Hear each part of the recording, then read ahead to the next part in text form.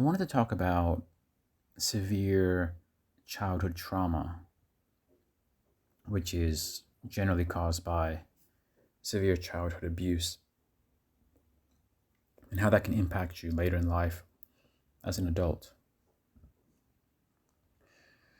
If you were a child and you couldn't trust your caregivers, maybe they didn't have love and attention to give you. Maybe they had their own unhealed traumas, so they had their own ways about themselves, which was abusive and maladaptive.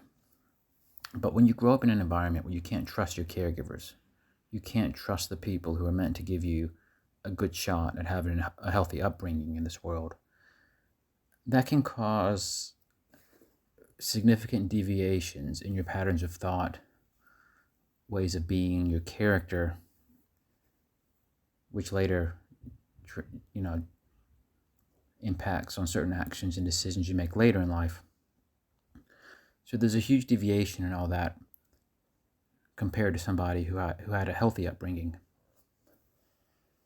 And one thing I see as quite common is the fact that if you suffered severe childhood abuse then, as a child, then chances are you're the kind of person who strongly questions the motives of people. Of course, you won't tell them that, but you're constantly second guessing people's motives. You know, somebody's nice to you, they want to help you.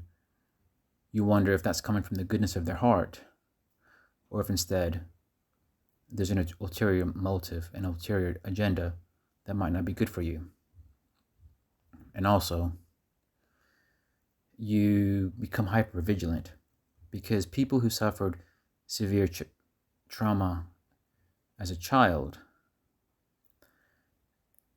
they tend to have this hyper vigilant aspect about themselves because growing up in an unstable, unhealthy home environment means you had to develop certain abilities to be super tuned in to, the abusers, the abusive caregivers' thoughts, where they were in their mind. It's almost as a way of trying to preempt any abuse that might come your way and trying to evade it and avoid it.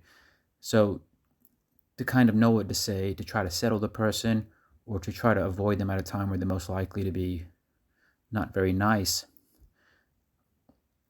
Developing those abilities to kind of keep yourself safer as a kid later becomes this form of hypervigilance that doesn't go away. And hypervigilance can be very exhausting because you pick up on what people think, you pick up on what people feel. And like I said, you tend to question people's motives. It doesn't mean you always get it right, but it does mean your brain's always trying to pick up on the most subtle of cues so you can interpret it and then make decisions that might keep you safe in face of that person. For example, if somebody's being very nice to you and you don't know them very well, should you consider them as being a nice person? Or should you just say, oh, this person might be manipulative, might be trying to use me, so I'm just not going to give them my attention? And a lot of people who suffered abuse in childhood, they might draw the conclusion that it's better to avoid that person.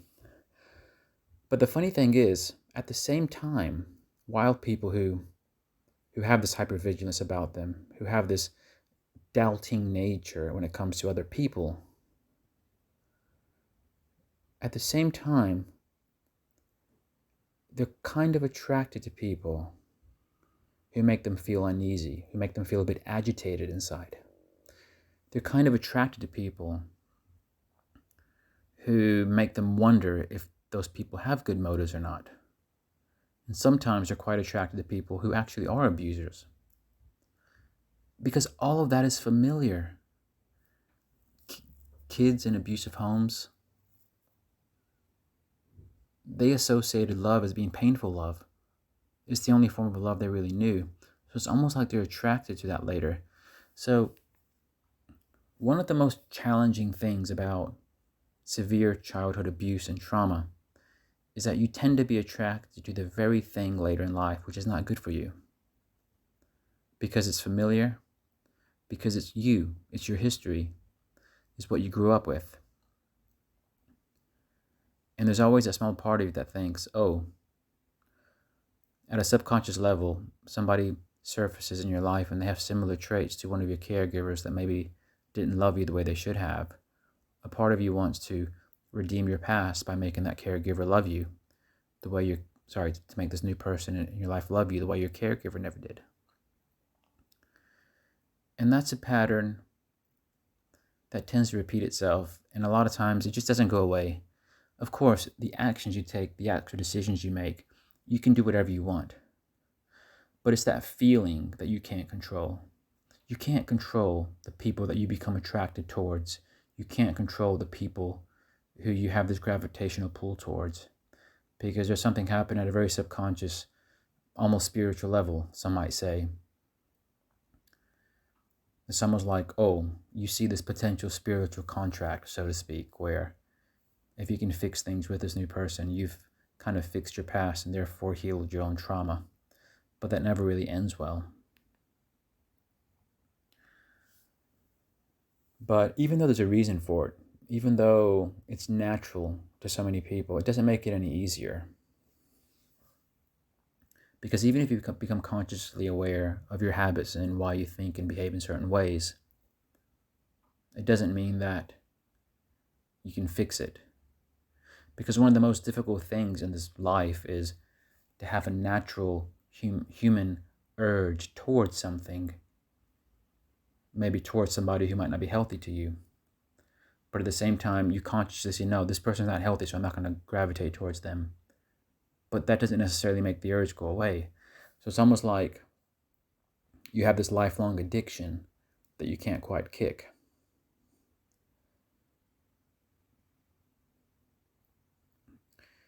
You can decide, an alcoholic can decide not to have a drink. An ex-smoker can decide not to have a cigarette. An ex-drug addict can decide not to have the drug, but they still feel the urge to have it. And that's an uneasy feeling. Of course, there are ways over time, over years and decades, to fix these maladaptive traits that we have that stem from our childhood. But it is a lifelong journey, and it's about warming up to things that are healthier to you. It starts with the intent. It starts with the knowledge. And it's part about accepting that, love isn't about being in fight or flight mode. Love isn't about having your mind going a million miles an hour about whether somebody's motives are healthy or not. Sometimes the ease, the tranquility, which is healthy, can be quite mundane and boring to people who had severe trauma as childhood, and they don't recognize that. So they only gravitate towards things or people that tend to set off a certain adrenaline. But the first step, of course, is always recognizing why we feel certain things, why we have certain habits, why we are attracted to certain things that might not be good for us. And then the next step is to take certain decisions and actions to help us gravitate towards a healthier place. Thanks for watching.